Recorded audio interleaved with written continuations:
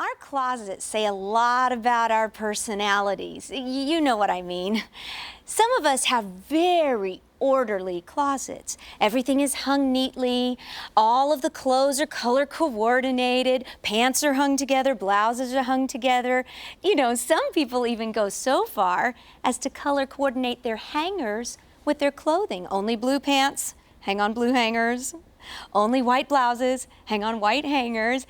And if that's you, I can pretty much determine that your personality is probably very structured, very organized. You're very tidy. In fact, some of your friends might think you're slightly obsessive.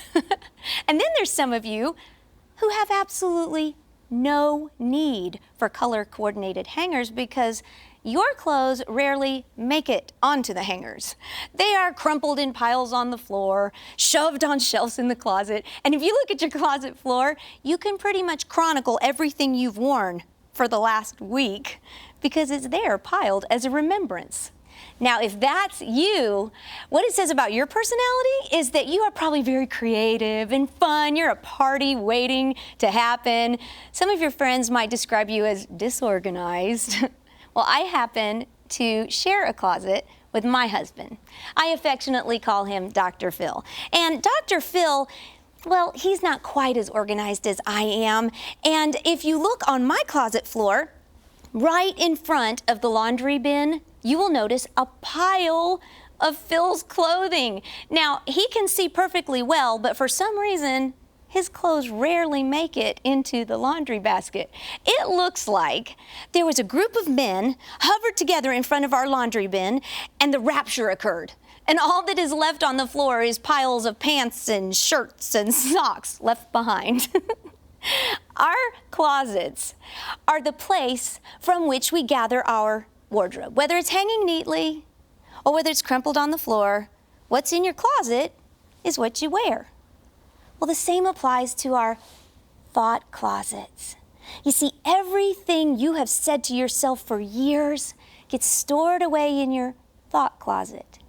And now you are wardrobing your life with all the things you've said to yourselves. So you and I need to sneak a peek into our thought closets because it might be time for a thought closet makeover.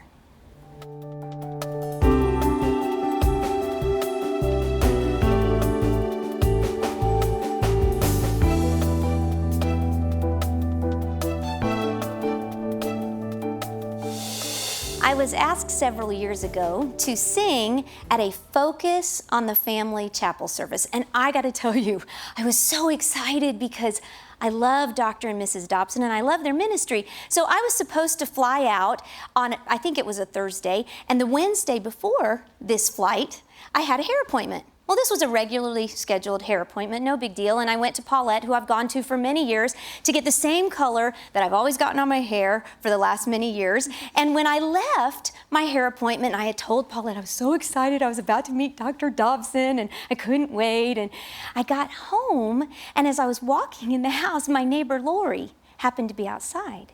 And she walked over, and you know when you hear your friends use that tone of voice, you know something's wrong? She said, "You got your hair done today, right?" And I said, "Yeah."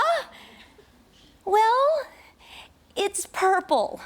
I said, "It can't be purple. I'm about to go see Dr. Dobson. I can't have purple hair." She said, "Well, go in and wash your hair with dish detergent and then come back out in the front yard so I can see it in the sunlight, and I'm sure it'll be better." So I went in, I washed it with Dawn. I came back out and called Lori. It was still purple. She said, "Go in and wash it with something stronger." So I went in and I mixed together Tide and Palmolive, and I washed my hair. I went back out in the front yard, and there was Lori, and she goes, "Well, there's a little tinge of purple, but it's really a very unusually nice color." Well, that was about all I could do because, you know, I didn't want to really strip my hair. So I packed my clothes, I took my remaining purple hair, and I got in an airplane the next morning, and I flew to Colorado Springs. Well, when I arrived, I met the lady who was the chapel coordinator, and as we were walking in, a lady was coming up behind me. She said, "Ma'am, I have just got to ask you, tell me about your hair. That is the most beautiful color I've ever seen." So it helped a little with my confidence, but to be honest with you, I was kind of insecure and nervous because, you know, this was Dr. Dobson after all. Well, as I was walking into the chapel coordinator asked me a question. She said, tell me what you were planning to sing. And of course I told her, and then I said, and I'm planning to finish up with It Is Well With My Soul. Oh, she said, I am so glad you're going to end with that song. That is Dr. Dobson's favorite. Well, I said, but the arrangement I was going to do is not the traditional arrangement. It's my own arrangement. She had the same kind of tone of voice as my neighbor. Oh, okay.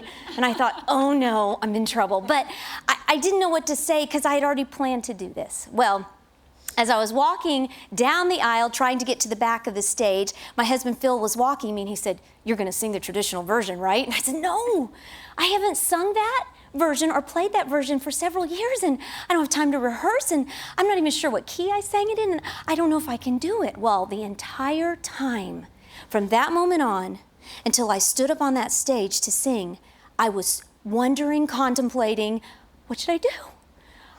I don't know. Should I please Dr. Dobson and give him the traditional version and take the risk of really blowing it? Or should I sing the version I'm comfortable with, that I know I can do a good job? And the self-talk went on and on and on. Well, finally, I stand up to sing.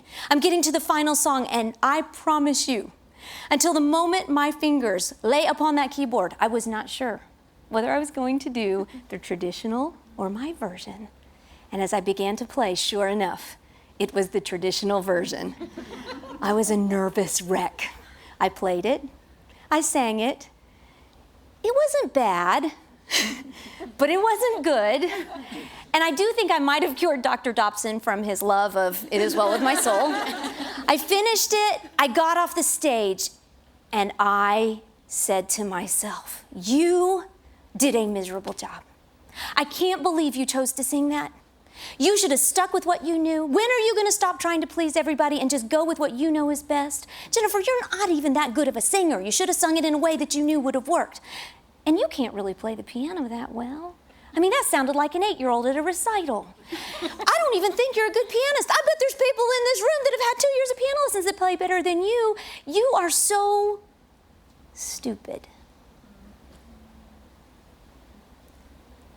So after I had sat upon that stage and sung and played It Is Well With My Soul, I sat on the front row, and it was not well with my soul.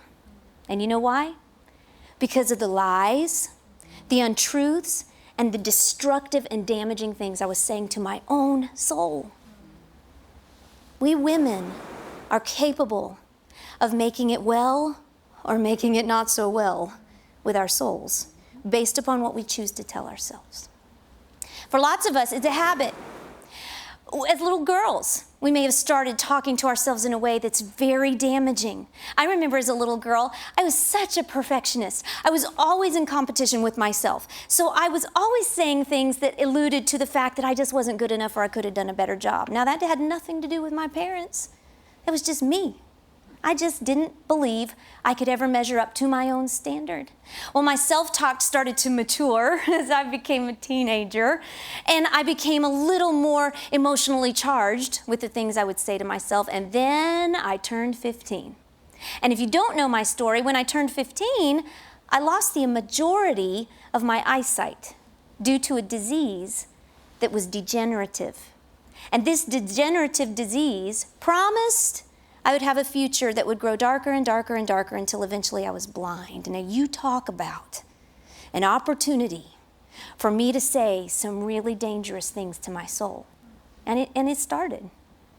Of course I would trip. I would run into things. You're so clumsy. Boys aren't going to want to date you. How are you even going to go to school? What guy is going to want to marry you? I bet people are looking at you. You look so awkward. And so the self-talk continued, and it was like a constant drip, drip, drip. As I went into my 20s and my 30s, the self-talk continued because it was now a really, really well thought out habit that I just did every single day. And it started because I had, refined all my phrases. I thought I would just be more concise, and so I just started calling myself names when I did something I didn't like. I would call myself an idiot. Whew. Now, if I heard someone else use that word, I would correct them and say, don't call them an idiot.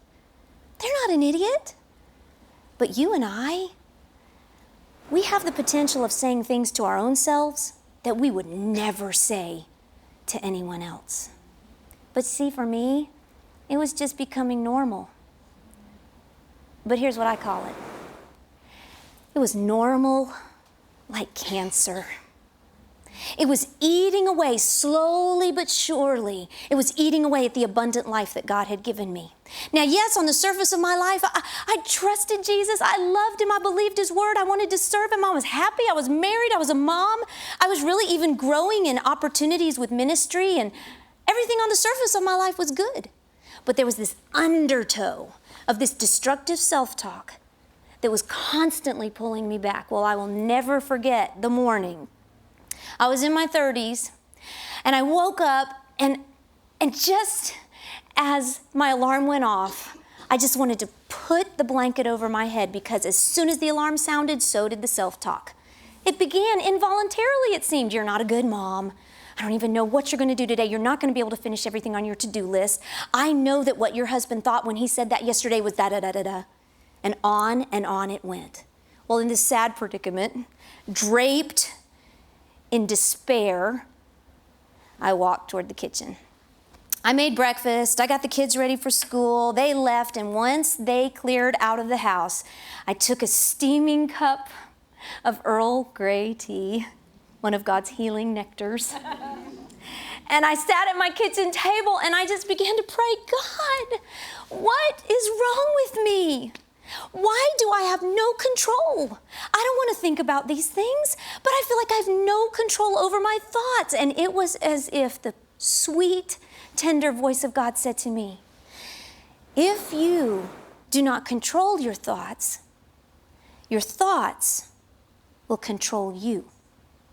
And the only way to gain a little bit of control over these thoughts is to monitor what you tell yourself. It's what I call my breakfast revelation, when God taught me to begin speaking truth to my soul. Because you see, it's like we all have this closet. In our mind, it's like we have what I call a thought closet. And in it is everything we've ever said to ourselves over the years. And lots of it, let's be truthful, lots of it is good stuff. Lots of it is positive. Lots of it is really constructive and life-giving. But there is a lot of it, my friends, that is really destructive. And what's so important, and the reason that we're doing this study, is because what is in your thought closet is what you wardrobe your life with. Now, yes, the contents of your bedroom closet are very individual. To everyone here, they're very individual. I mean, we all have different preferences and different tastes, and you wardrobe your body with what is in your closet. Well, the same applies to our thought closets. It's all very individual. Yet, here's what's interesting. All of us as women, in our thoughts closets, we have what I like to think of almost as sections or bins or shelves, but we have these different sections that we have very many similar contents. So I want to just go through, and I'm going to use the word closet as an acronym to kind of guide you through it and give you just a general overview of what is in your thought closet. The letter C, cares and concerns. Cares and concerns. What if my husband loses his job?